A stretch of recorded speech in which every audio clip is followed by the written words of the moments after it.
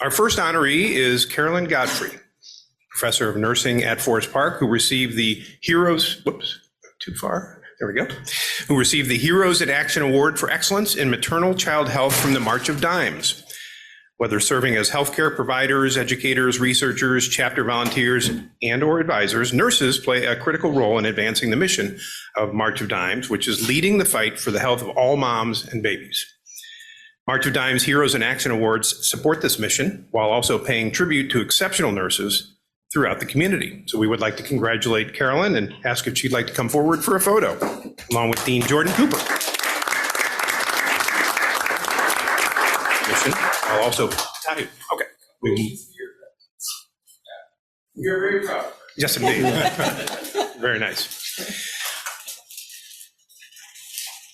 Our other nominee this evening is Anne Greniawan, who leads the college's Supplier Diversity Program.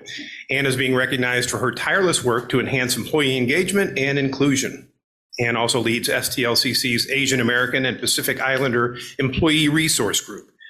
She collaborated with OCA STL to organize a women's empowerment seminar entitled Empower Her. It was held in November at the Forest Park campus. More than 100 people attended the event, including St. Louis Mayor Tashara Jones and other leaders from around the region. Anne also organized a table on behalf of the college at the Asian American Chamber of Commerce dinner, which was also held in November. The event provided an opportunity to network with community leaders and other minority and women business owners who are interested in working with the college. So congratulations to Anne, and we'd ask her if she'd like to come forward for a photo, and Mark Swadner could join her as well.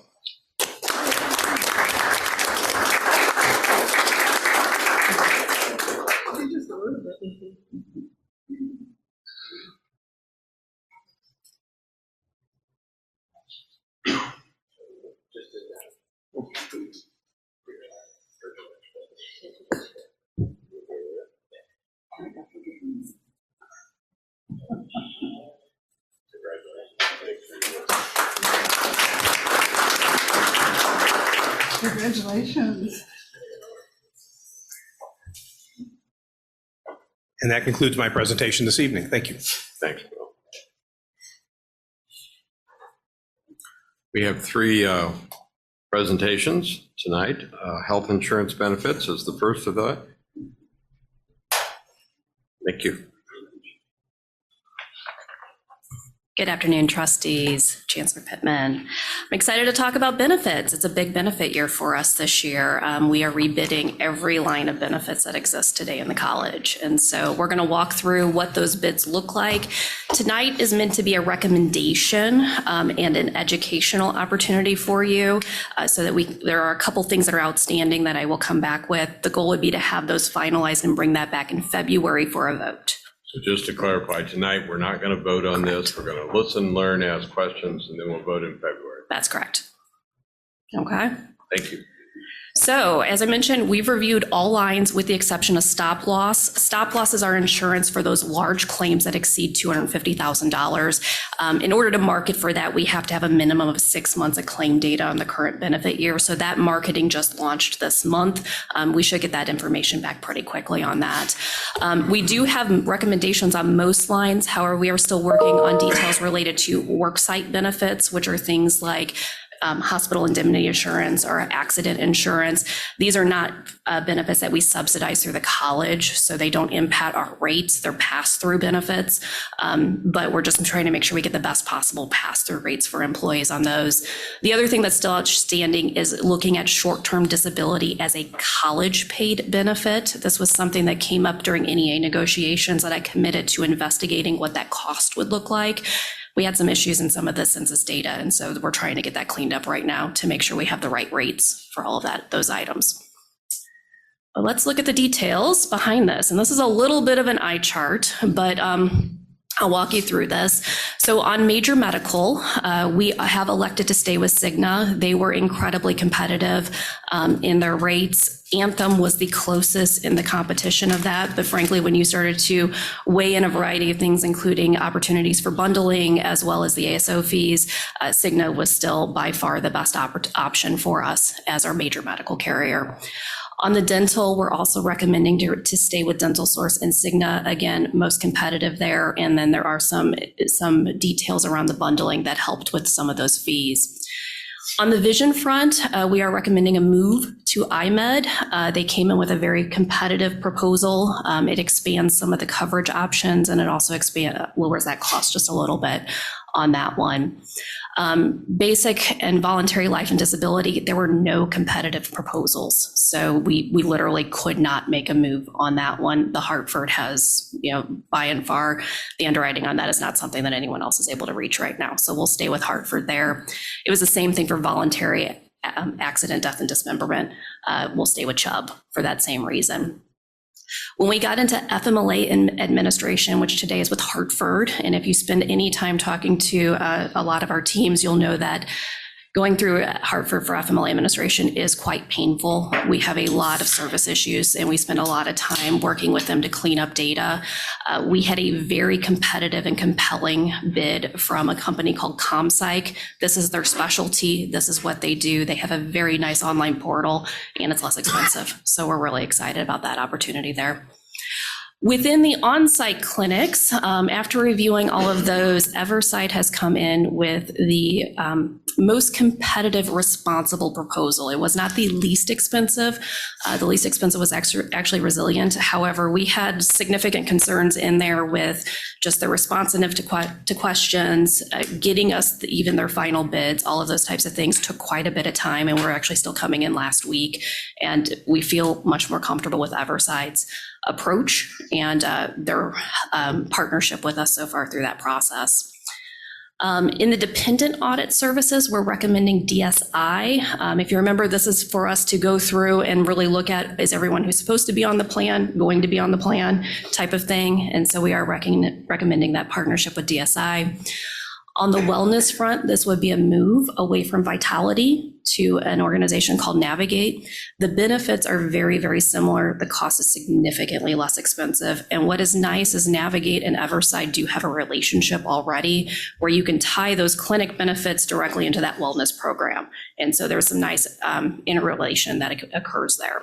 And as I mentioned, Worksite, we're still reviewing. Hartford is the incumbent. Frankly, we have 3 different set of competitive bids that all far outrank Hartford, both in terms of the benefits offered and the cost. We just got to really evaluate how we want to address those overall. Tanya, can I ask a question about the on-site clinic? Because I don't think we're not discussing it later on, I don't think anywhere else, right? We can certainly talk about it now. It's not specifically in here. Yeah, just some quick questions. I know last time we talked about making sure that there was no copay for people to visit. Mm-hmm. And how many locations do they have, or what locations would they be offering? Yep. So it is a zero copay, and that is what they have bid for us. They have a total of 8 locations. Those include locations in Washington, Missouri, Fairview Heights, Illinois, Chesterfield, Creve Coeur, St. Peters, Florissant, and then the other 2, I think, a little bit further outlying. But pretty good range of coverage. The one detractor there has been in terms of the city location. None of the organizations that bid have a location in the city.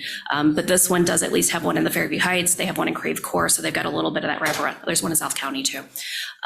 So total of 8 of those. And you said they do partner with the other one to offer like wellness or counseling type services. Yeah, one of the nice things with the bid from Everside is a line item that we tend to spend money on within wellness is on disease management coaching, for example. So when you think about like weight management or diabetes or things along those lines, that is something that's inclusive in our bid from Everside. And so things along those lines can shift to that clinic, and then we can build them into the reward mechanisms within Navigate.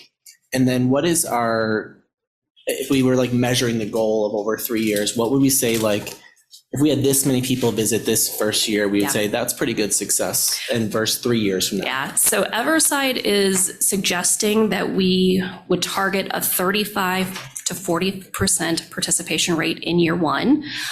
They do say that if we are under 40, they would be surprised. Their average return on their first year is about 40%. So about 400 people? Give or take? Yeah, give or take in the total plan. And that's total population, not employees, but all covered eligible dependents for this. Our break-even point is somewhere around 20%. And the last question on that, sorry, I have a lot on this one, is do we plan on offering any incentive, like where I currently employed, we get incentive if we go there specifically for the first year. We get like Yeah. $50 either on an HSA or like a paycheck. I'm just curious to encourage people to try it out. Great question. So we haven't finalized those details, specifically within the wellness. I had a long conversation yesterday with the benefits committee, and there's a lot of angst, frankly, around the clinic. There's concern about the cost, and when we get into the premiums, you're going to see we have a pretty decent premium increase that's coming as a result of that. And so there's some thoughts around why are we spending money on a clinic and not applying that to keeping our premiums lower. So we've got a lot of education that we have to do in order to help people get in, but we did talk a bit about should we build some incentives into the wellness, not just around clinics, but clinics was one of the things I kind of threw out there. We were talking also about some of the regular exams, if you think about colorectal exams or prostate or mammograms or things like that, could we build those incentives in as well through the wellness platform?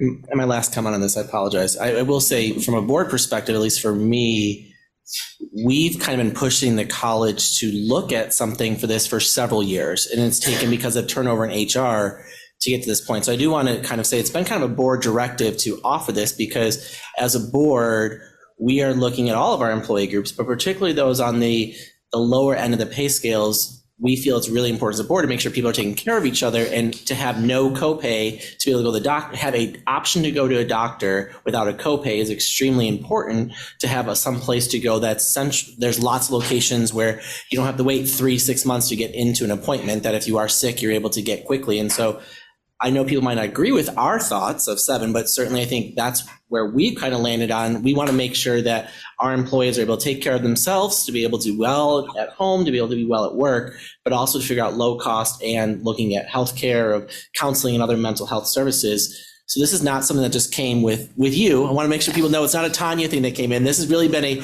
push from the board for years. It's just we haven't been able to get to a place of this because there's been turnover in HR. I think it's really important people understand that. I think long-term employees will see the benefit of it, and it's really a service we're trying to offer to our employees to keep well in a way that you aren't waiting 6 to 8 months to get into a doctor, that you can get into a doctor quickly because they have a contract with us, so they have to have so many spaces, I'm sure, available for our employees to be able to get in. They're not waiting 17 years to get in. So Yeah. I just want to put that out there. And I will share, the NEA did a survey of faculty and shared their results with me. And based on their survey results, about 60% of the faculty said that they're not having those types of difficulties getting in to see physicians. But there was another 34% that said either they were having difficulty or there was cost prohibitive. It was cost prohibitive for them to get in to see the And doctors. that's the group we want to make sure. And so, I think the majority is probably swinging toward, I'm going to be hesitant, or I'm not sure if this is the right, but there is a significant population that, could potentially benefit from And this. last comment, I swear, I will say, as someone who benefits from an on-site clinic myself, like there are lots of people in my employer who switch because it is you do your blood work, you do your pharmacy, and you do your doctor all in one place. You're not going 5 different places to do things. They're able to do all of it right there. And you're the only patient they're there to see most of the time. They're only there for that window is just you. So they're not waiting. There's not as much. Sometimes other doctor offices have a lot more like money things they're trying to get to, so they don't spend as much time with you. So certainly I found benefit myself, and I know other people have greatly switched as well to those types of places because they feel more cared for than sometimes doctors who are rushing to get you through. I just add to those set of comments, which are helpful. But when you presented to us last on this, we were relatively dumbfounded by the change in number of people who went and did their blood work when we built an incentive in. I mean, like from, if I remember the numbers, some around 20% up to about 85%. So a huge change. Mm-hmm. And, giving people free access to a clinic, I think is very similar for all the reasons that you said. So I won't go back through those, but obviously we'll see how this works over time. We'll give it some time to work. Yeah. And, the goal is to help people be healthy, really. And I would suggest a 3-year commitment is what I would suggest, because you've got to work through the adoption, you've got to work through some of those trust issues, things along those lines. And so if we're going to do this, I would suggest that we commit to 3 years so that we can see how that all works through. And if it's a terrible idea, then we'll change it.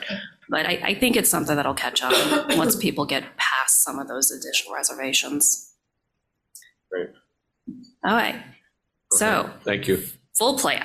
And Tanya, Mr. Chair, Carolyn Godfrey arrived to be recognized, I understand. Could we stop for just a Yeah, second? absolutely. And bring her up? Would that be okay? Oh, yeah.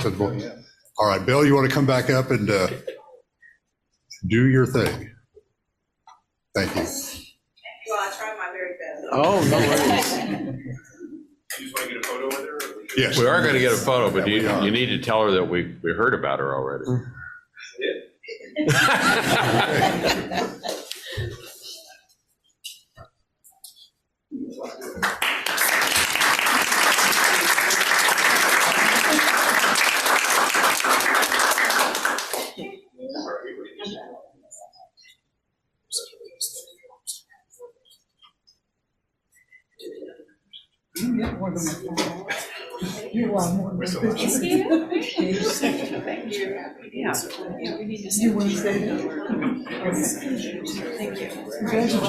Thanks, Chancellor.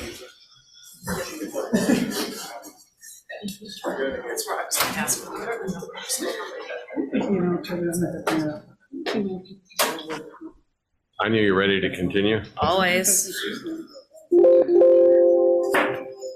All right, so you're ready for a bunch of detail, because that's how this is going to go, because this is a lot of information. And so, Muha, are you bringing the slide back up for everybody? We're going to go back one.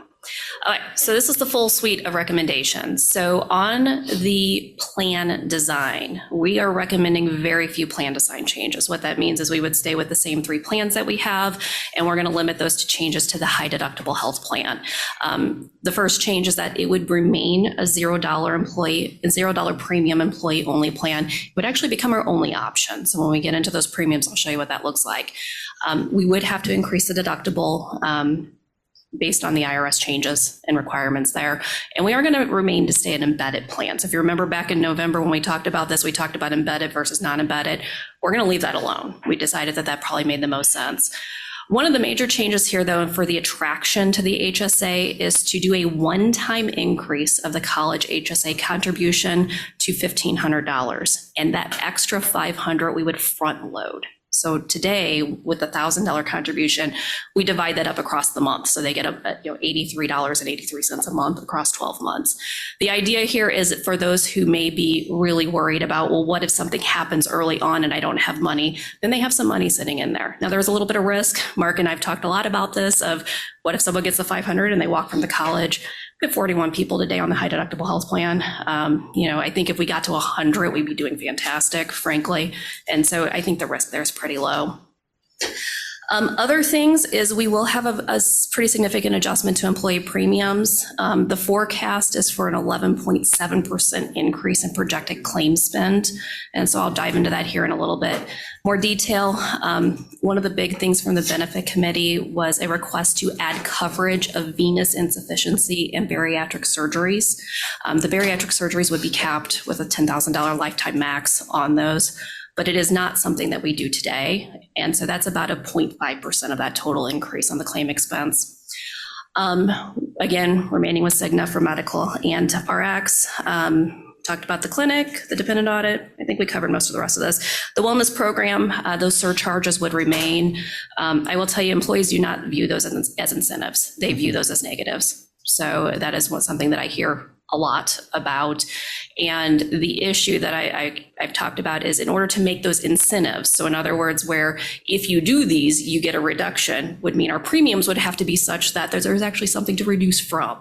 So if you have a zero cost plan, you can't put an incentive on there to do something. Which is why you're keeping it as surcharge instead of incentive. Correct. All right, so numbers, and this is where we get fun. So if you look at that top line for our actual claims paid, what you're going to see is we're running about $2 million for the last 12 months above where we did for the previous 12-month category.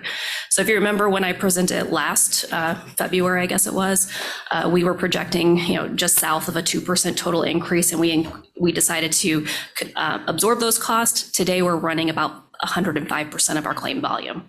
So not only did we hit that projection, but we're about 5% above the projected amount right now on our claim expense.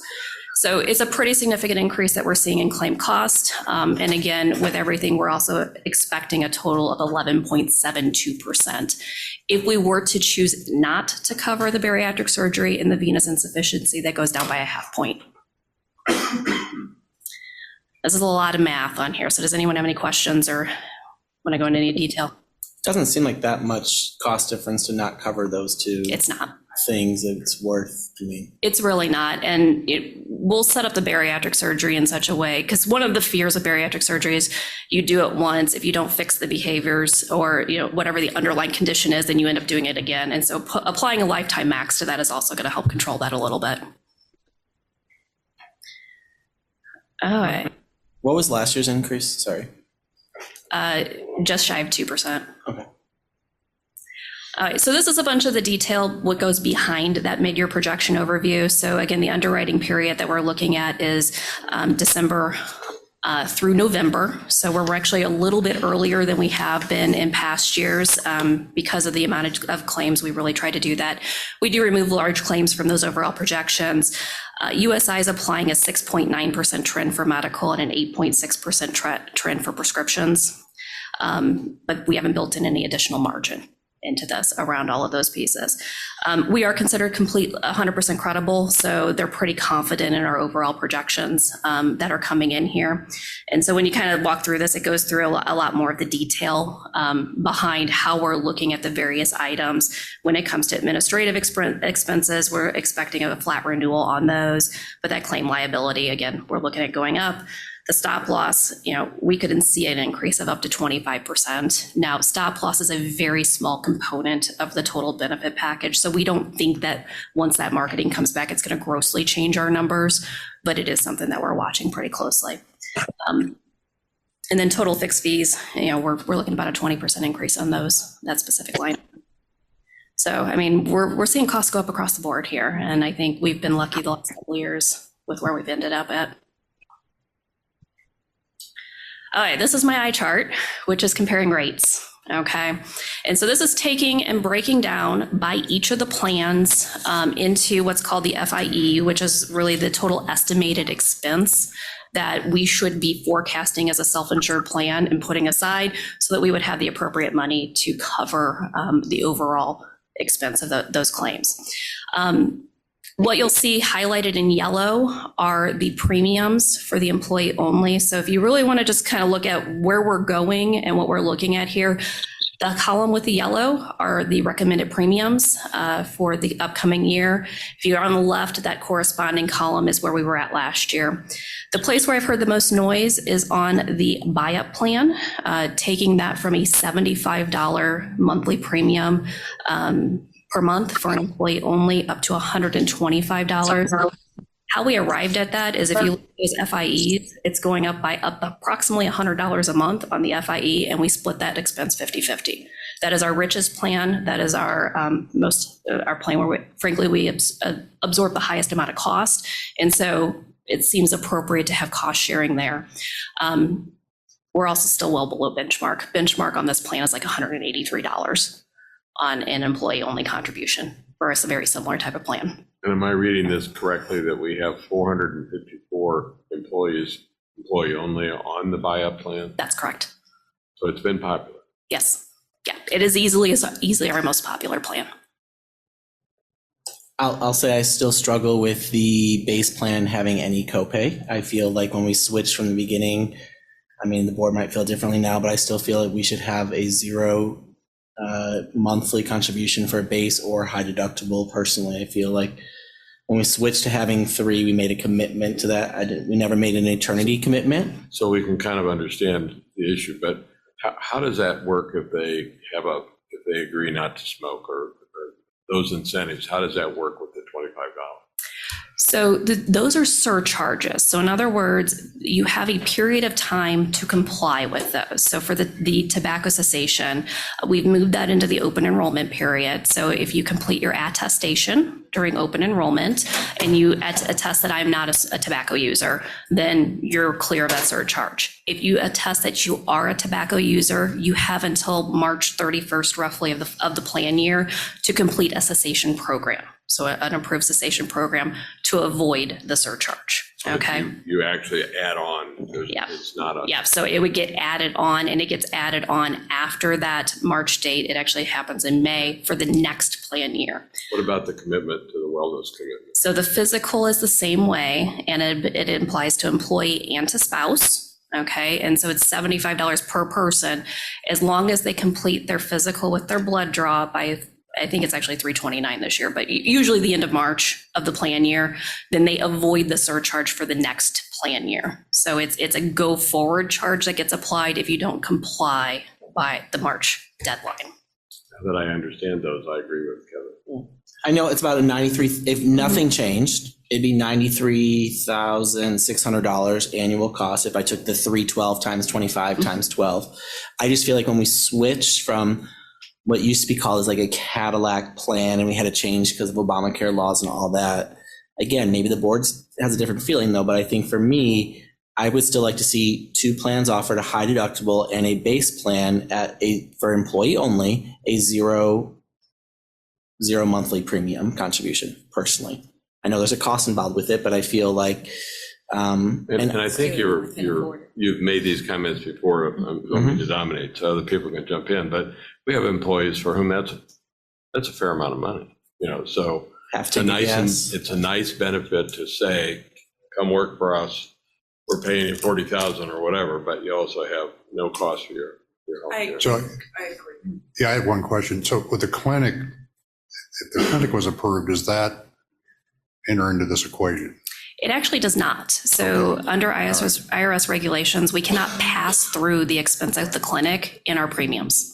Okay. Okay, and so that is a regulation here. This is based strictly on that projected claim increase of where we would put the overall premiums. The rationale for us behind putting a small amount on that base plan had a lot to do with the goal of driving participation in the high deductible health plan and making that be the most attractive plan for a low cost option. I've never even seen a $25 premium in my career anywhere else in the for-profit side for an employee only plan, but I obviously will follow the direction of the board on that particular item. And for me, and I know it would not be popular for employees for me to say it, but I'm gonna say it anyways. I would rather see $25 additional added to the buy-up plan and drive, again, our goal is to move people away from that into a high deductible. I know that is not gonna be a popular thing among employees, but again, 711 people out of 1,178 people are still choosing to pay every single month. My commitment is to those people who cannot afford that amount to have an option and to have a high deductible, have a higher $3,200 deductible. Yes, I know we're giving them money up front. I'm looking at it from the perspective of those people who make under $60,000 a year, need to have more than just a high deductible option if we want them to actually visit the doctor and take care of themselves. And I'm not saying that everyone who is under a certain dollar amount is picking that plan, but I just feel like when we switch these plans, I know I personally made a commitment to myself, at least when we switched to have that be a commitment, as long as I'm on the board and we have enough votes for it, to keep two options of a high deductible and a base plan being at that amount. That's my. To piggyback that, Ron and I were just talking, there's a lot of power in language. And clinic has a lot of different meanings depending on how you look at it. Perhaps you would get more buy-in. Ron and I were just talking, and he suggested health services. Because the word clinic can mean nothing to somebody who runs to Medford, but it can have very negative connotation if perhaps you use a clinic because you have no other choice. So I'm gonna suggest that you look into renaming that. Okay, Good point.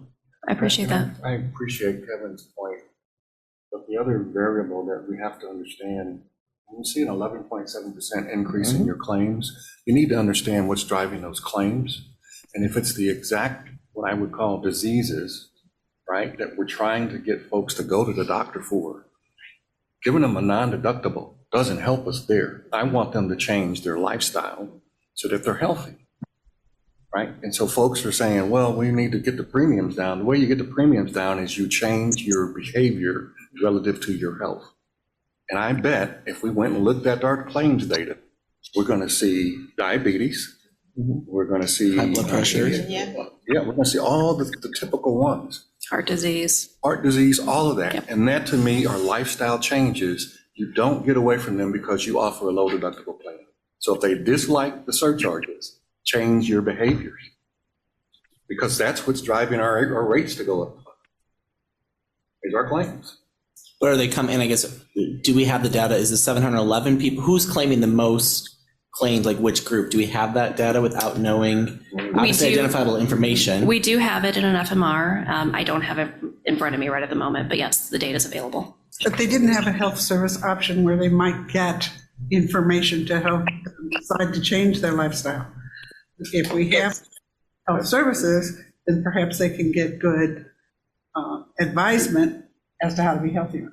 And I guess for me, and I appreciate both, I know Rod has a lot more experience in this field and I know last year, I don't think you even commented how shocked you were at how low our rate increase was, which is one reason why we went to 3 plans years ago, because our rates were going to be like almost 18 or 20%, if I recall right, and we were fearful it was going to be another 15% after that.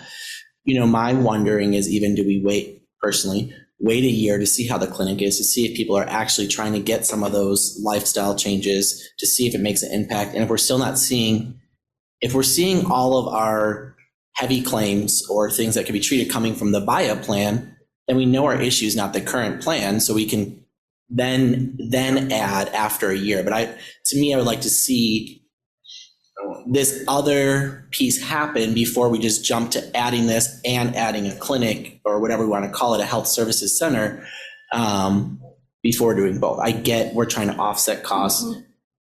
I get 93,000 sounds like a lot. It's not a lot.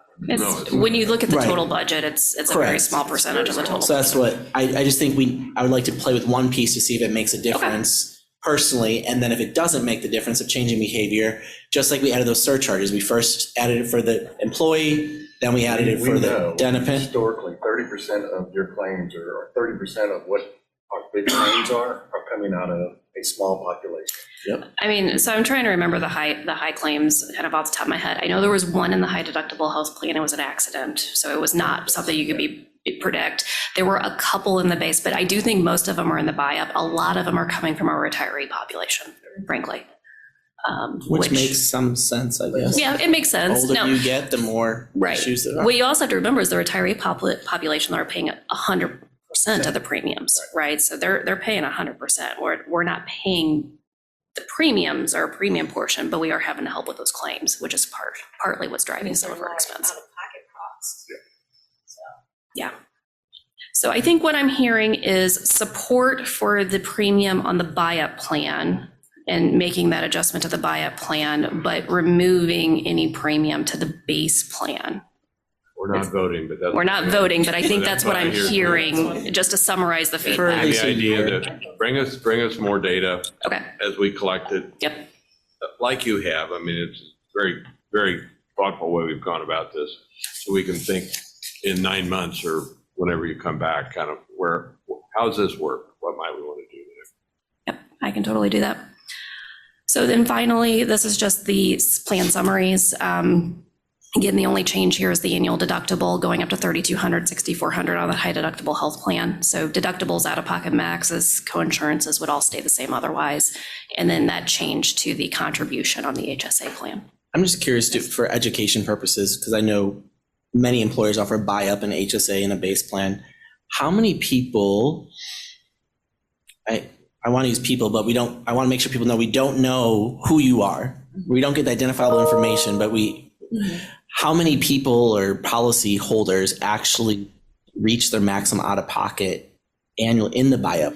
Because are people just getting it because they're afraid that they might need it, or are they actually getting it and meeting their annual out-of-pocket every single year? Like, are they wasting money buying it versus taking a high deductible? I'm just trying to think about how we So can I educate didn't people look more. at out-of-pocket max. I looked at the deductible though, and we ran the data on that, and it is less than 50% of enrolled participants in the buy-up are meeting their deductible. So they're spending more money than if they would take the They're HSA. buying extra insurance. So to And that's speak. what I hear from a lot of people is I'm paycheck to paycheck, and so I'd rather pay this in case something happens. But the HSA also, do people know that the HSA doesn't go, like, it's your money for life? So I had a long talk with my team after the benefit committee yesterday that going forward, if we go forward with these recommendations as they are, our big thing this spring is going to be education. And it's going to mean that we're going to have to be on the campuses a lot. We're going to have to be in every meeting we can get ourselves into. And we're going to have to spend a lot of time just helping people understand, the clinics or, health services, understand how the high deductible health plan works, how to run the numbers for their own individual situation, all of those pieces of it.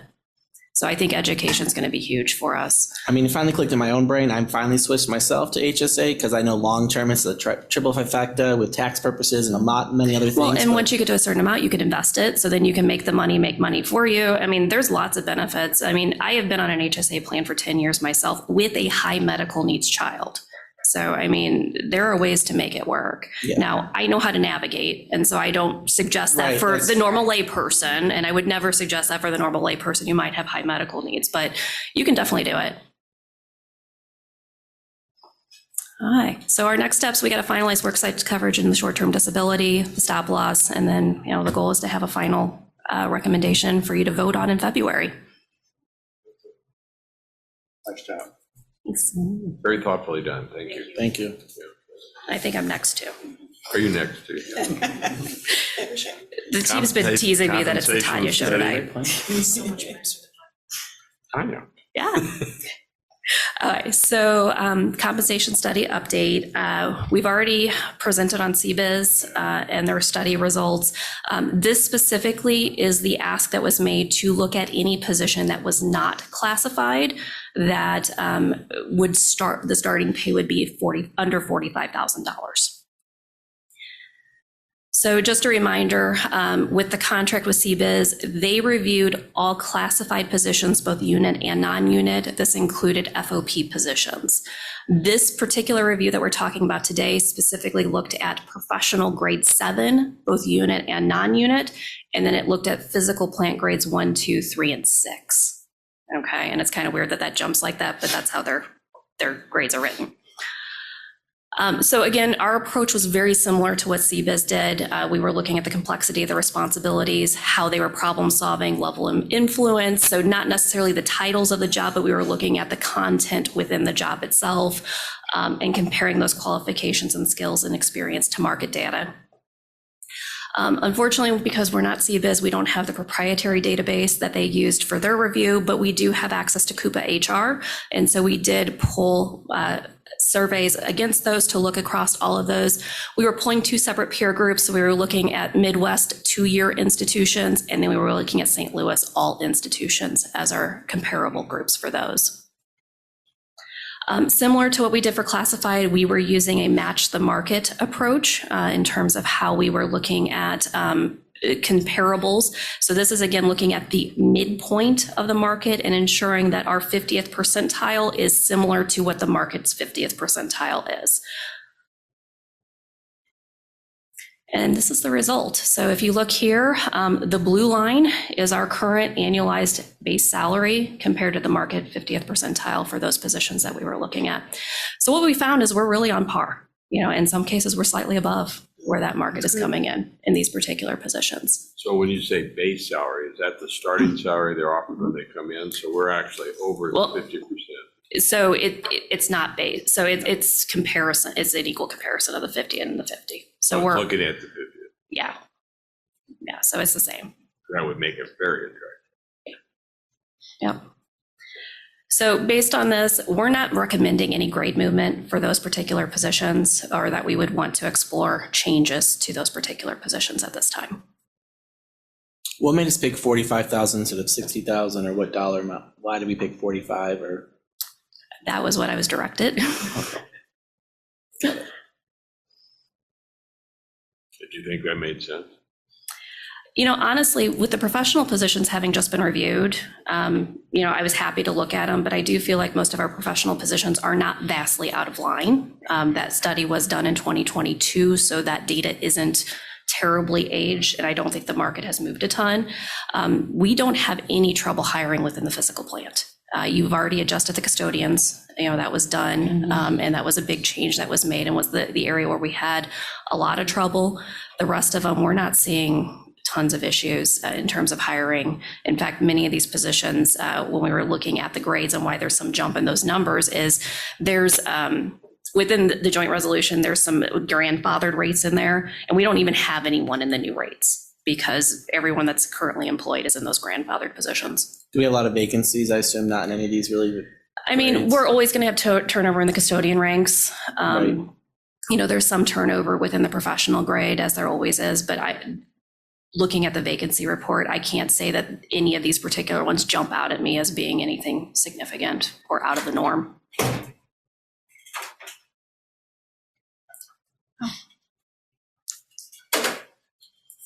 So that's, Well, congratulations. yeah, I've been on the other side of that chart all along. yeah. You walk out without any work to do. I don't think that's quite how that worked on benefits, but thank you.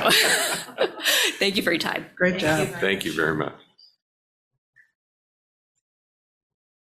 So we have an interesting report on our advertising campaign to help people think about why they want to come and change their life with us. Thank you. A little bit a lighter topic.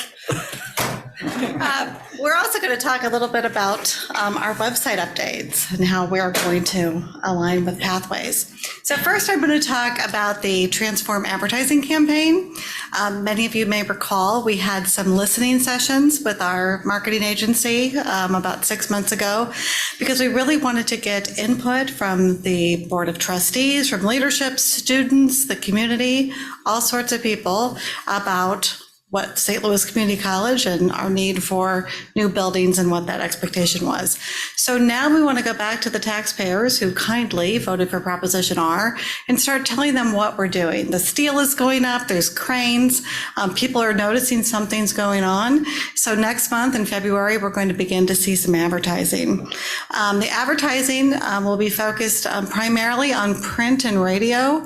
We'll be doing some advertising in publications like St. Louis Magazine, some of the regional papers like the Kirkwood Webster Times, the Community News and Florissant. So we really want to hit all those pockets where we have our campuses. And in addition, we're really focusing on our own students who will be featured in the advertising campaign, and they are aligned with the careers that are in these buildings. So with that, I'm going to take you through this campaign and tell you a little bit more about it. So our tagline for this campaign is STLCC Transformed. We're building more than buildings. You're going to be seeing some headlines like we're building her future, we're building leadership, we're building his business, we're building their community, we're building their talent, and we're building his hope. Some of the supporting copy you'll see along with these ads is that each building stands for someone's future. Our labs train skilled nurses, our hallways guide leaders of social change. Our campuses where all kinds of learners can build their earning potential, their resume, and their skill set. It's a place where people break new ground, and we're investing in newer buildings. We're building a greater St. Louis, one empowered student at a time. Here's an example of one of those ads. This is Saida. She is a respiratory therapist. She works at St. Louis Children's Hospital. So we have been partnering with some of the top employers in the area to show that our students are right there at these top employers. And we're talking about the skills that they have. And then you can see here that we have the building at Flow Valley that'll be the new Health Sciences Center. That's an example of one of those ads. We have a lot more. We have 12 different students, former students. Here at the top left, you see Diamond Kopman. She is a civil engineer. She builds airports, graduate of Flow Valley. And we have Awarku Machu on the right. He's an automotive tech student. He owns his own tire and auto service. We have a culinary arts student on the bottom left, and she works at Visya in the Central West End, which is a swanky restaurant. And then we have Brett Volrath, who is the president of Metro Electric Supply, who went to Merrimack. So these are the types of former students we'll be talking about. We also have really updated our transformed website. If you haven't been there in the presentation, there's a link you can go take a look at. Each one of these students has a story associated with them, and we're also working with their employers. We've received permission from all of their employers, so we're hoping for some cross promotion by them, linking back to these stories. And there's a lot of information on the website that's been updated, so please take a look. And with that, I am going to jump into Pathways website update.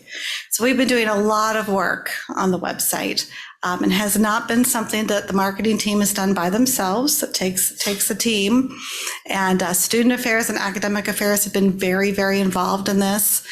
We started with, we redid our view book. Part of this jump-started with our engagement with RNL, and we're working on optimizing our search engine optimizations on the website. And the view book was sort of the jumping off part because we redesigned it. We gave it a more modern look. We're using some of this iconography that is on here.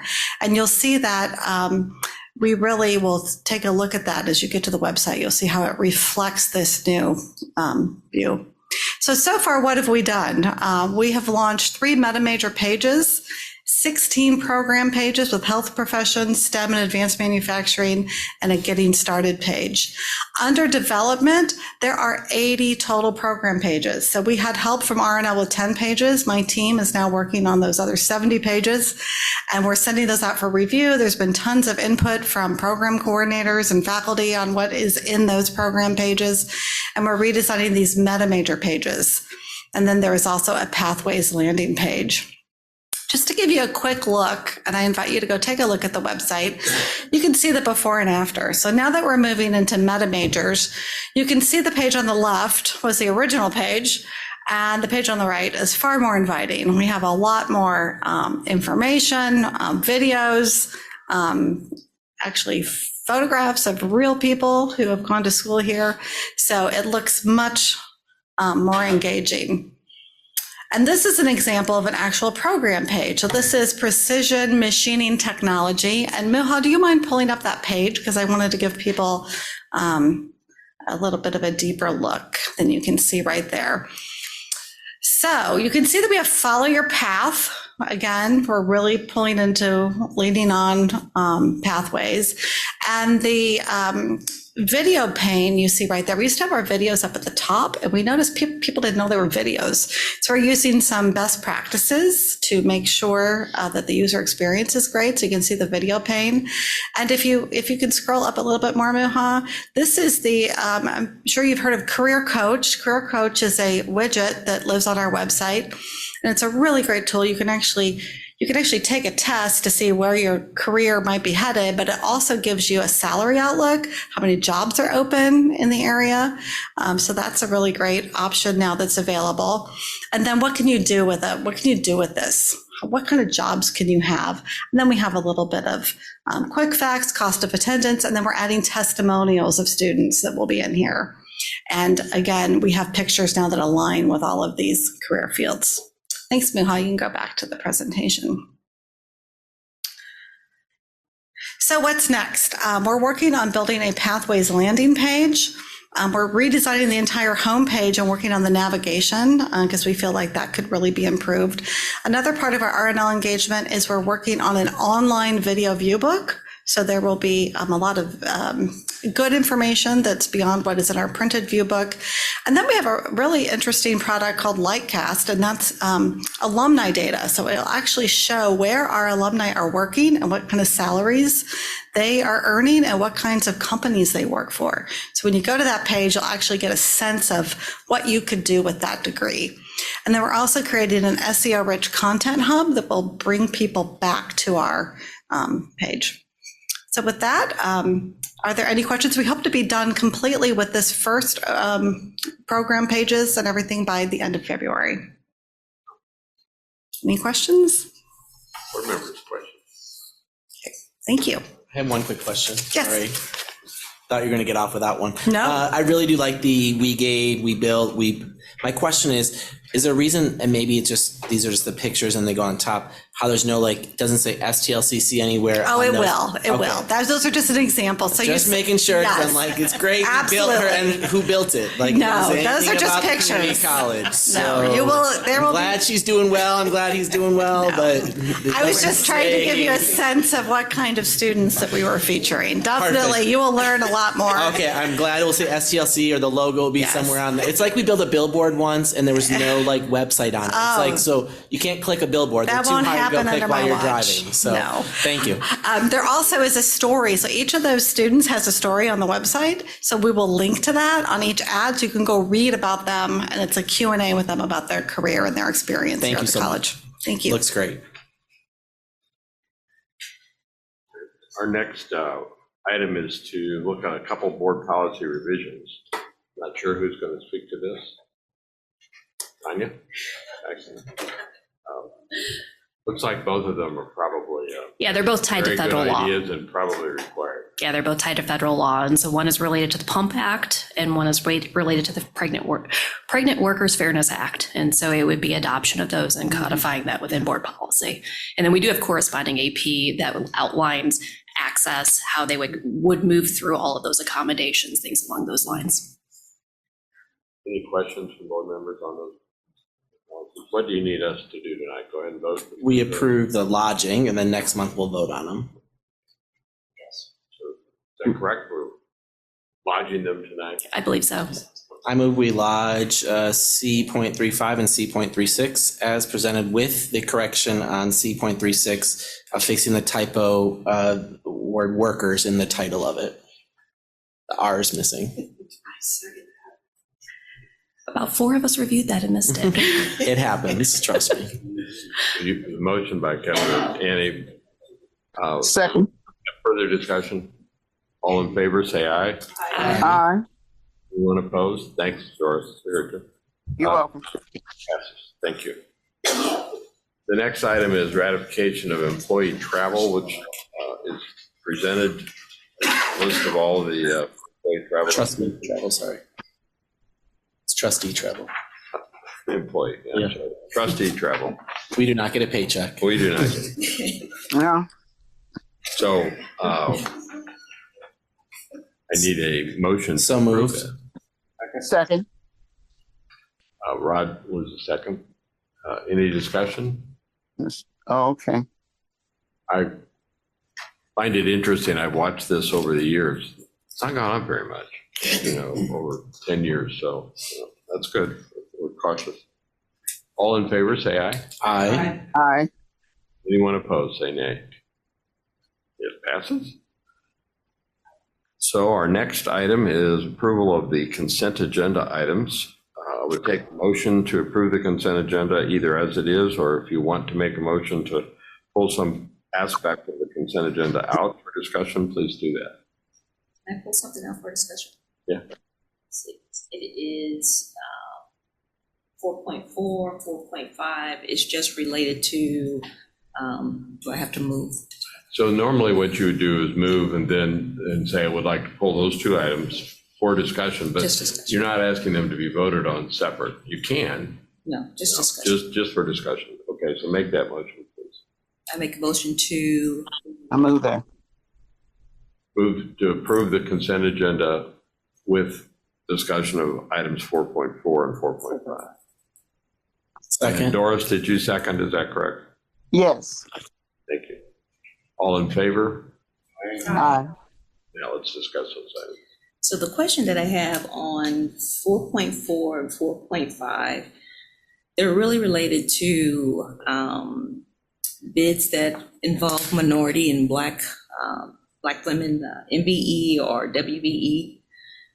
Is there a percentage that the college requires that we ensure that we are servicing or being fair in who we get bids to make sure we are not just putting a peg in the mark that we have given a bid to a WBE? Is there a percentage I'm going to ask Hart, if you're all right, Chancellor, have Hart come up and address that. Yeah, Mark, probably Mark and Hart, but we have thresholds and goals we set every year, and we report on the outcomes of those every year.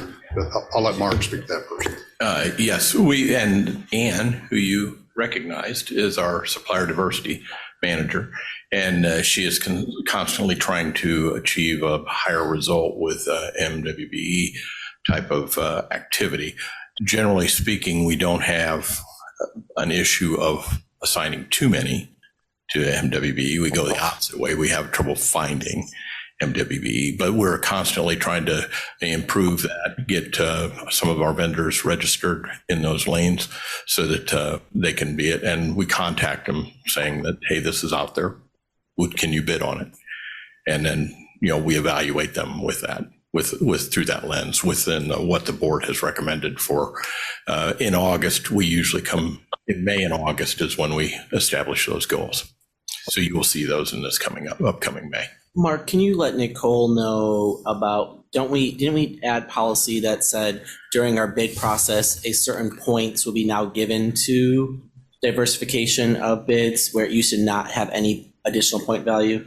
I don't think Is there we've got policy the point on it, or? I don't think we have a policy on it. I mean, we do, but I don't think we have an actual point schedule. Not a point, but it is given weight, additional weight. It's given additional It used weight. to not be given additional weight. Now it's given additional weight when in the bids, correct? Correct. And, you get into a question of what is that weight? And, it's subjective, and we have to go through that too. But we're trying to meet the board's objectives of achieving a certain percentage. So, and Hart can talk to this, but for example, on the construction of Flow Valley Health Sciences Center, we used PERIC, and we actually paid an additional amount to achieve that goal. Hard to address that because, we're spending a lot of money, but a lot of it is under the control of our construction management firm. So you have to hold them accountable really to meet these goals. That was one of the questions that I had too. Okay. Like it says Clayco.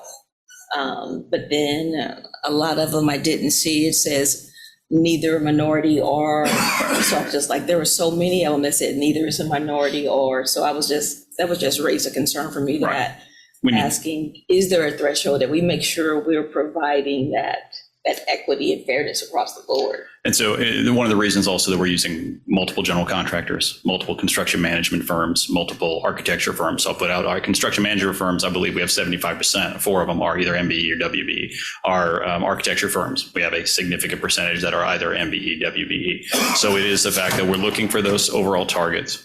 And as was mentioned previously, which I think is the biggest piece, when we get those bids back, those contractors or whoever are saying this is a percentage of subcontractors or work that we're going to perform that is going to be either WB or MBE. That has been presented to this board, and you've been approved when we've had alternate bids that have said, well, here's what we will do as our baseline. And here's what we can do working with different subcontractors that may be a little more expensive to increase those numbers. And in 2 cases, this board has made the affirmative decision to actually spend those funds up front so that our numbers are higher. So, that is something that we do track. It is something that we talk about frequently in terms of our what we call OAC meetings, our owner, architects, and construction managers, or construction firms, contractors, and basically looking at their participation rates. So just like budget, just like schedule, it's are you meeting the obligations that were contractually put in front of you that we're paying for to make sure that you are in fact delivering on those promises. I guess one of the questions that I had was, let's see, let me go down and make a little note here. So it's related to, it's Intrica. It says that they'll get 13% subcontracted. I was like, what's that 13% of that dollar amount? Yeah, so basically it goes to when you have a larger subcontractor, so they may be doing all, interior walls or something like that. They may be doing all electric. And so there'll be some specialty groups that they'll come in and they say, all right, that's going to be, we know that the sub that we're going to use is going to be an MBE in that case. And so we know that they're going to get $300,000 out of that $1.8 million. Again, these are just made up numbers, but $300,000 out of that $1.8 million overall contract, that's how we get that 13% there. So really it is when we go to bid, and as mentioned before, saying these are the overall goals of the college, just like the other requirement that the board has put in front of us is we have to have apprenticeship programs for all of our general contractors. When we spend more than a certain amount of money, they have to meet those numbers. And so that's something that they will look for of which subs can I use. Okay. One of the complexities is, I will also say, is our timing. So we have to find a sub that is an MBE, WBE, that is available during the time frame we have to build our buildings. And I will say that is one of the greatest challenges right now is, as was mentioned, there's not a lot of MBE, WBE organizations in construction with the scale that aren't already busy because other organizations are looking to use them. And so it becomes that challenge is the fact of, yep, we can get to you and we want to work for you and we can do that in 2026 and that just isn't going to work for our schedule. So that's one of the challenges. I want to piggyback on what you said too about the apprenticeships. It doesn't name like the number of apprenticeships. Like, is there a number in the background that says we will offer this many? I mean, we are almost in all cases, we're using union labor, right? So those are built into many cases of how they operate. And so it isn't any number because we're not dictating how many people need to be on a certain job, for example. And I think that's where we would run into the problem is when we have over a certain dollar amount, an apprenticeship is a requirement of the general contractors and contracting companies that we're working with for these projects. But they may be using 8 people for this job. They may only need 1 person for that job. And it may not be an apprentice. It may be a journeyman or it may be a master because they only needed the 1 person for that job. And so for us to dictate those levels would be a challenge, I think, just operationally. Important question, one that we've talked a lot about, not recently though, Yes. so good to bring it up. Okay. The idea of, we felt like having apprentices totally aligns with the work of the community college. I mean, I hope we're going to get deeper and deeper into apprentice relationships, but certainly building and using public dollars to do this construction, we wanted to really reinforce the value of apprentices in our region. We also have a skilled trades associate degree, so which is specifically for the trades. That was it. Great, thank you. So I think we've actually voted and passed that, the consent. You're comfortable with that? Yes, Okay. yes. So that takes us to, I don't think there's a possible item, so we would go next to the chancellor's report. All right. Thank you, Mr. Chair. Good evening, everyone. And I'm going to do a dry run here on a presentation that we're going to present down in San Antonio the end of February for the Bellwether Award. Our healthcare programs are one of 10 finalists nationally for the Bellwether Workhorse Program Award. So we're very excited about that. I'll be going to present, and we'll also have Dr. Hubble, who is the dean of our district healthcare programs, and then Mr. Jordan Cooper, who is the dean of nursing for the district. Way back there, Jordan, I don't know if they all know you or not. So, yeah, so we're open to ideas here, but we're in the show me state, so we're show me synergy, and the faculty have done a tremendous job with expanding all of our healthcare programs here in the district. And since the Forest Park Healthcare Building was open, that campus has seen enrollment increases virtually every semester since 2019. And a lot of that's attributed to the expansion that we're doing. So this is a little dog and pony show we're going to do out in San Antonio, where we're in the land of Texas.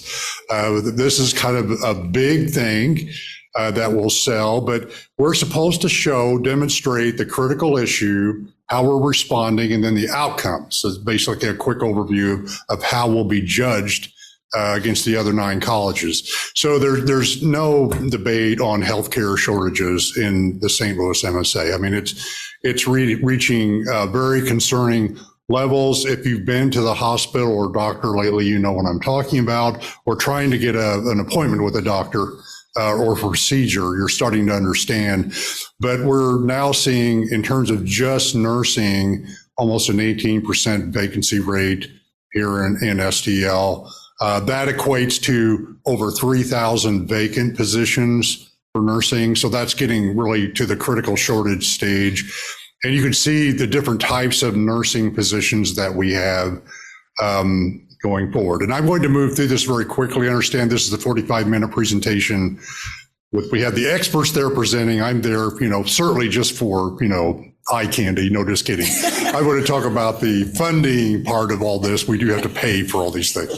But the team has done a great job of putting together what all the workforce shortages are. And these are basically the programs that we offer across the district. So we have 13 or 14 programs that the faculty do a tremendous job in providing these services to the citizens at an incredibly affordable price. We do not have tiered tuition at St. Louis Community College. So these programs are extremely expensive to offer. Particularly when you look at, you have basically a 1-to-10 faculty ratio in most of these programs. So you're very heavy on staffing to be able to meet accreditation criteria, but they just do a wonderful job in getting students through and graduating them.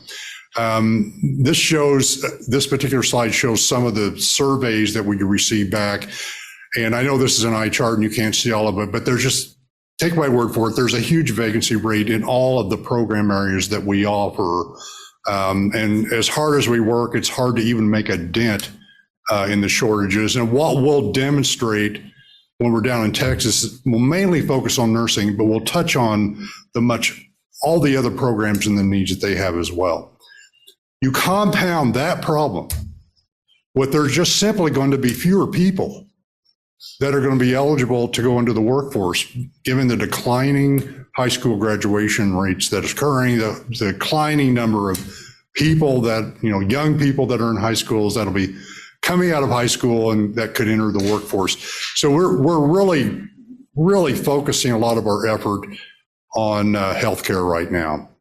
So what we'll spin up down there to show synergy in action. We're expanding nursing, not just at Forest Park, but across the entire district. And all of you, I appreciate the board being so supportive of that, where we've expanded at our 3 largest campuses, where we put a new program in the Associate of Science Nursing at Wildwood. We're going to be putting a licensed practical nursing program at South County and at Flow Valley, right, Jordan? So we're trying to expand and meet these needs as they come up. It's almost like we keep needing more fingers to put in the dike, because every time we do one thing, another leak springs out over here, and the staff's been great at responding to that. So also the things that we're doing to address the issue, and you kind of look at I think the 3rd and 4th bullet point here. And a lot of this is the student affairs team. They've done a lot of things to address student barriers that they focus. We provide tuition assistance. We provide testing accommodations. We provide equity and learning resources. We're focusing more on compliance that we need to focus on for our students. We're offering additional financial assistance, with the funds that we've raised and the additional money that we receive from the state.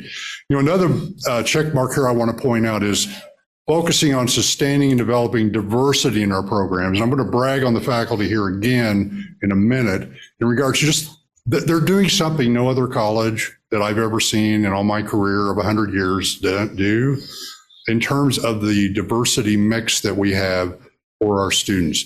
This just shows some of our partnering institutions, and they've been wonderful to work with us.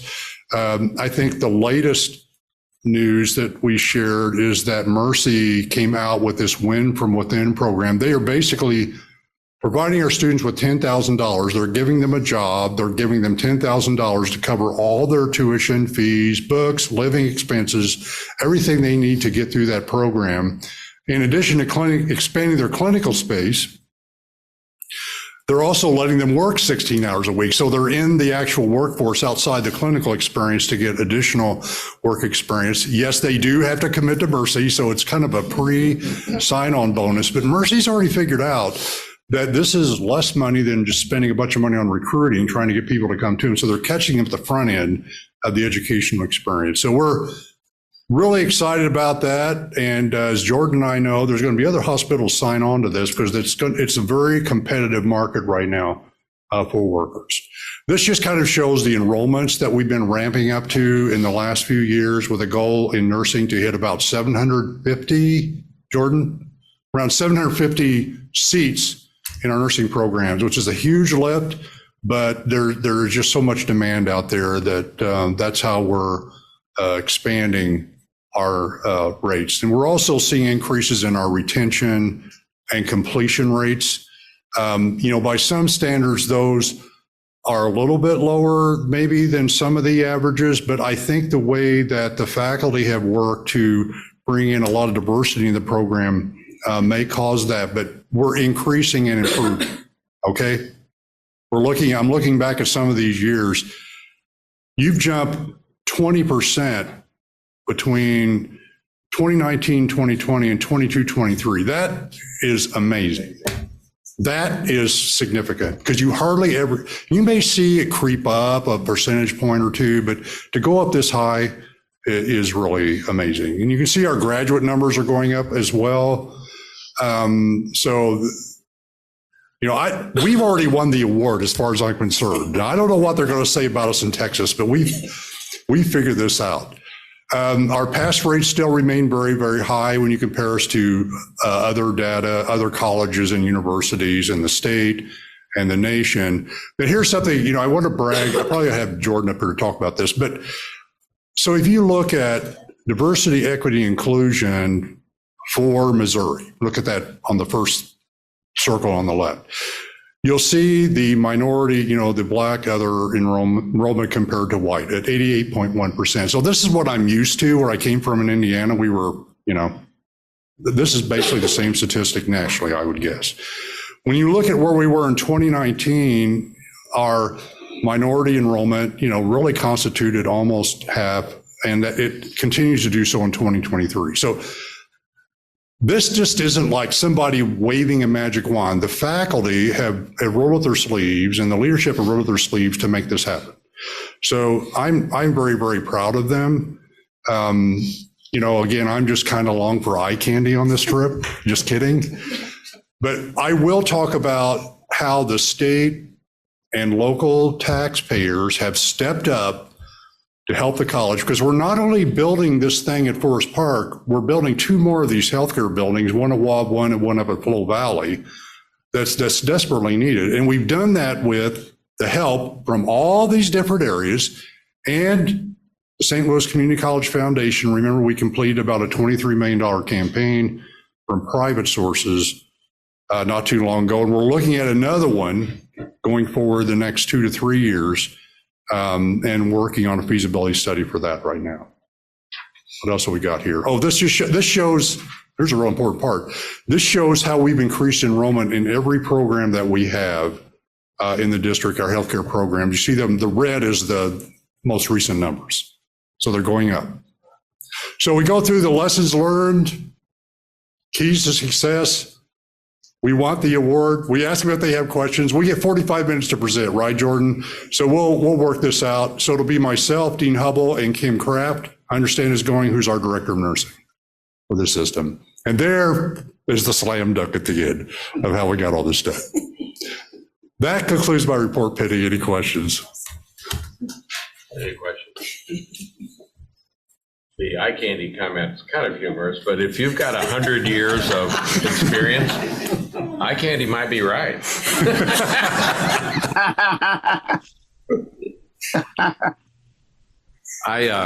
The next item on the agenda is the board chair report, and I just kind of want to follow up really. I looked at our agenda tonight and thought about what we're going to be talking about, and it's important, I think, to kind of map out what we've been able to accomplish having passed Prop R.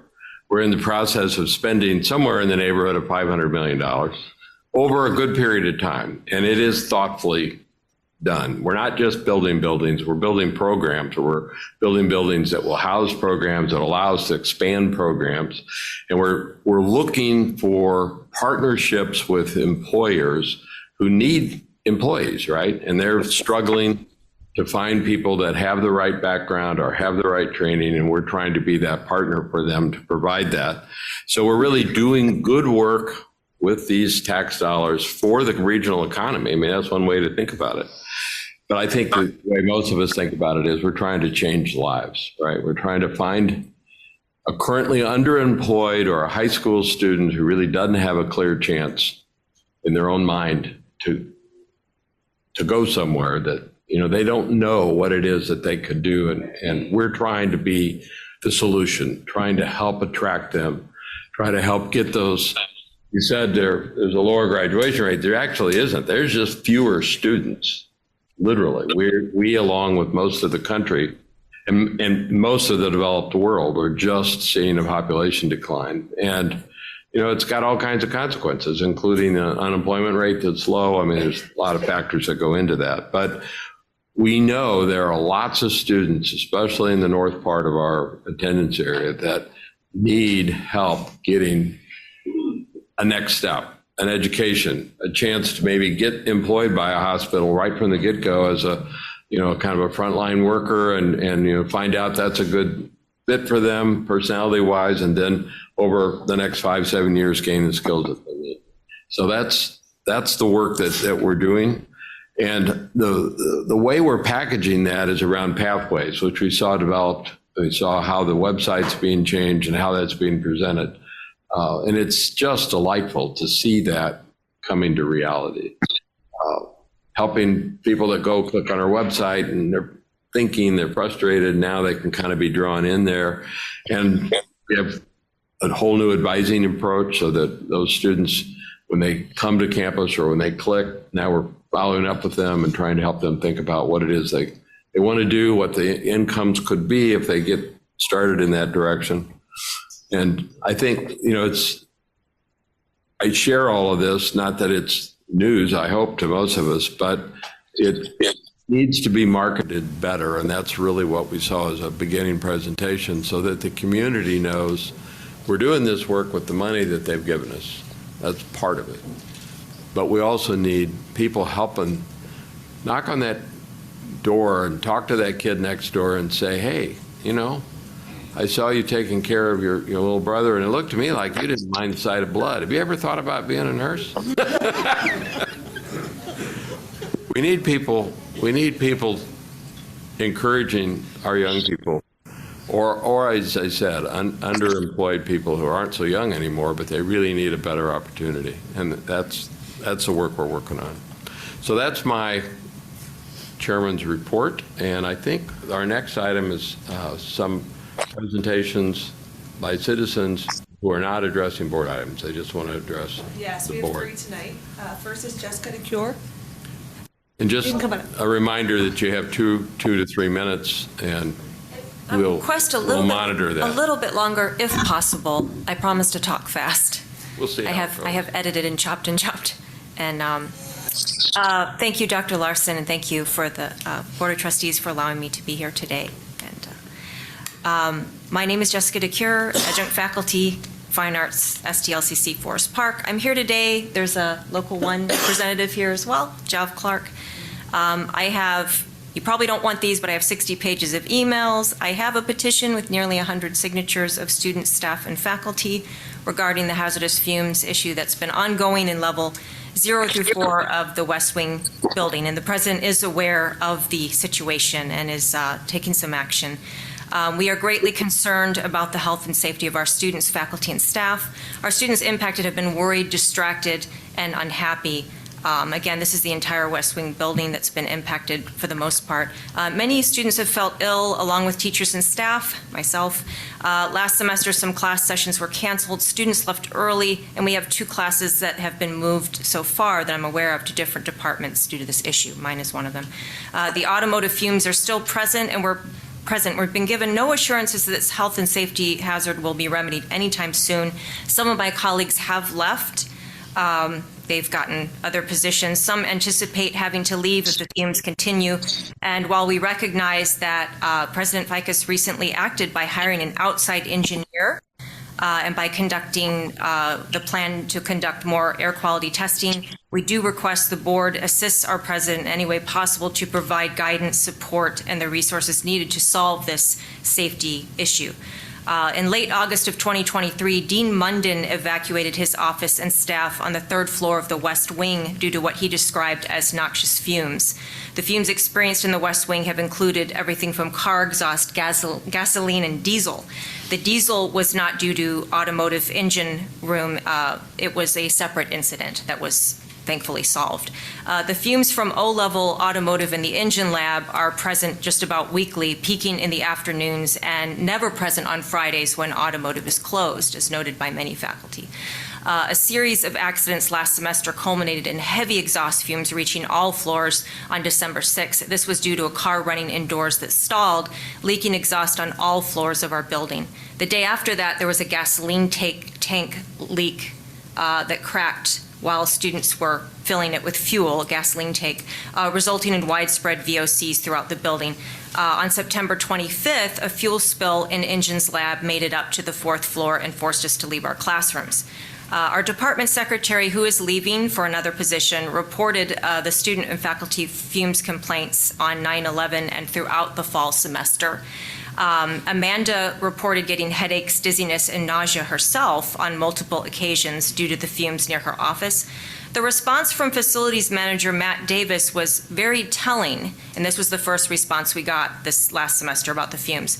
The smell was coming from the auto tech department, he said. He said, quote, "The fumes get sucked into the air returns, and that is why it will smell sometimes."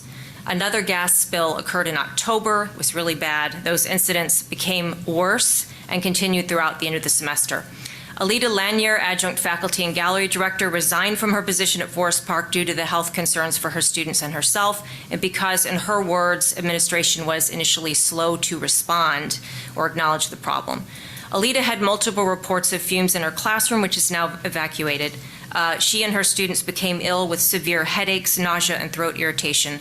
Art adjunct Gina Lazzetto had to give up her Monday-Wednesday class this spring due to the fumes reaching her classroom, and several of her students became ill. Gina reported severe headaches and a metallic taste in her mouth as well. My students and I have had the same symptoms. I did not have the metallic taste in my mouth, but other symptoms, some pretty concerning ones, especially the killer headaches. This has greatly impacted attendance and overall morale, particularly in our 4th floor department, art department. Eddie Stevenson is manager of the 2nd floor testing center directly above automotive. He and his staff are regularly subjected to the fumes from O-level, and his staff have seen no changes or improvements after reporting the problem repeatedly. Peter is a housekeeping staff person who spends a good deal of time on O-level where the automotive fumes are bad. He's noticed strong fumes, reported it, and again, nothing changes. Now, this may have been before the president was aware of the situation. He said he doesn't want to cause conflict with his supervisors, understandably, but may have to leave if the fumes continue because he's worried about his health. Campus police were called to the 4th floor on October 2nd. The officer stated that they have been getting several calls a month about exhaust fumes for at least as long as he's worked on campus, 11 years. There have been 2 OSHA reports filed. Even when the fire department was called in the past, staff and faculty were always told the same thing, which is that the fumes will dissipate. Workers had always been told that nothing could be done. The police officer said that every time he went to automotive technology to investigate, he was told the fumes were not coming from there. And we've often been told the same, even with multiple incidents matching the fumes and dates from when the occurrences happened in engine lab and automotive. I might say, I think we've captured the. I'm just at the very end. The students, faculty, and staff who have been regularly exposed to hazardous fumes want there to be a timely solution to this health and safety issue. Everyone should be collaborating and working together to put our students first. Faculty in my department were recently told that our president says the fumes are her top priority. We support this and are hopeful. To protect our students and workers, there must be more oversight in automotive in the engine lab with continued cooperation from HVAC and building management. Too many accidents have put our West Wing students, staff, and faculty at risk. In the words of one of my students, I smell gasoline and I don't feel safe. We're asking for your help. We need the board's guidance, oversight, and support so administration and everyone involved can keep our students and workers safe. Thank you. Thank you. The board doesn't respond, but I would say we will ask the administration to inform us of, what you're doing, the background of this, and so forth. Next is Jack Warden.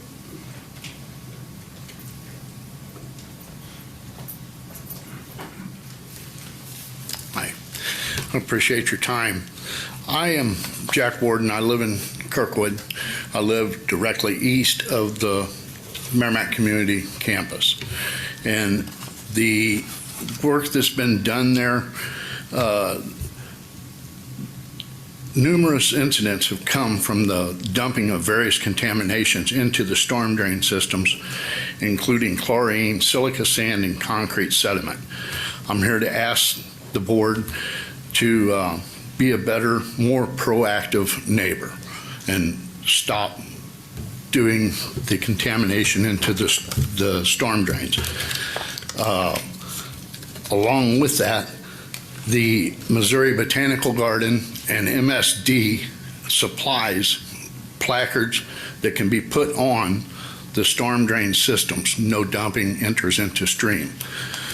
And I would highly encourage the campus to look into doing such.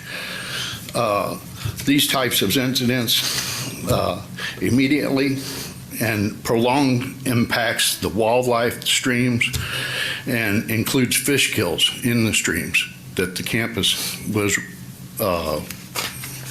responsible for. It also goes into my personal property. My personal property goes into and probably over half of that stream. So you're also polluting my personal property. I would hope, you know, that you're all aware of the abundance of wildlife in the small area that I am. There's 2 acres there that the wildlife comes in. We have barred owls, we've got deer, we've got red-tailed fox. All of these animals rely on that water system to either drink, bathe, you know, they need that water. And with the contaminants in it, it makes for poor water quality that they cannot use. So in that, I'm asking, please stop. I've tried to get a hold of you, and you don't take my calls, you brush me off. I don't appreciate that. That's not being a good neighbor, okay? And this last incident with the Clayco construction, they were demolishing the building. They got crushers there crushing the concrete. The concrete sediment and dust went down into the storm drains, come out and went into the creek along with oil and hydraulic fluids. They came down and they vacuumed that out on the top of the water. They removed the oils. The sediment still laid there. Their thing was to take a rake and daub it up. The sediment goes down, it's concrete, and went to the bottom. When you're sucking water off of the top half-inch of the water in 3.5 to 4 feet of water, you're not addressing the sediment. And again, I'm at a loss because I care about the environment. I care about my property and the wildlife. And that's as far as that. Along with that, I do have a second concern. The east parking lot entrance exit is off of Geyer Road. Our subdivision road is almost directly across from that. In the medium to heavy rains, you have 2 storm drain inlets, one to either side of the entrance. In the medium to heavy rains, the rain comes right across and the road is not pitched to get the water to the drains. So the water comes straight across, goes across Geyer Road, and comes into Ashwood Lane, which is our subdivision's main road. Maybe 75 yards down that road, there's a dip in the road, and there's 2 storm drain inlets to each side. The water from the impervious surfaces on the parking lot that comes down and crosses Geyer and comes into our subdivision overloads our storm drains. It can't take it. In the heavy rains, we've had up to 1.5 feet of water crossing the road. And that's something I'd like for you to maybe take into consideration to look into.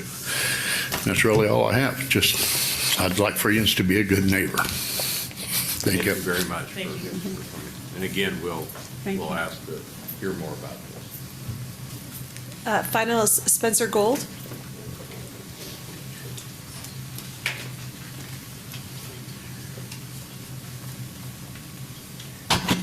Hello, Board. My name is Spencer Gould. I'm the Water Program Manager at the Missouri Department of Natural Resources, St. Louis Regional Office. I appreciate you guys having me out today. I was requested on behalf of one of our stakeholders to come out here and discuss a letter of warning that we issued to the St. Louis Community College Merrimack facility.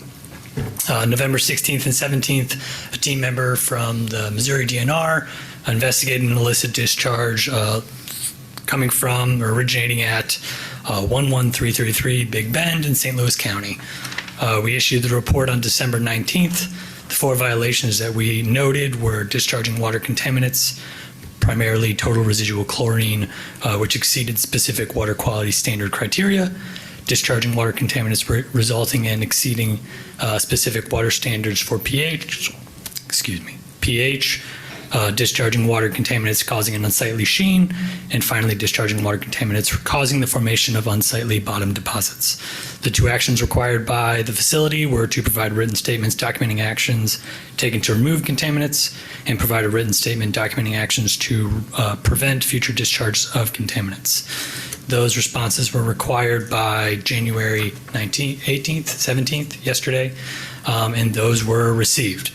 The department has received a response from St. Louis Community College from Mr. Hart Nielsen. I believe that's you. We're currently reviewing those to see if they are sufficient. If they are sufficient, we will resolve said concerns and issue a compliance status update. I was requested to be here on behalf of a citizen. I'm more than willing to answer any questions that the board has. Any questions? All right. Thank you guys for having me out. As with anything created by state government, if you want information about our investigation or our paperwork or documentation, it's all available through Missouri Sunshine Law. You can reach out to me directly. I can give you a business card or something, or you can reach out to the state's custodian of records to provide that information. Thank you all. And again, we'll ask for an update so we know that, sounds like we've responded, but now we need to know that you've looked at that and are comfortable with that. So we'll ask for that information. Correct, yeah. We receive the response, determine it's sufficient, and then we will reply to you guys. Thank you for taking time to come see us. Appreciate it. Anyone else, Jessica? No, that's it. Okay. Board member comments?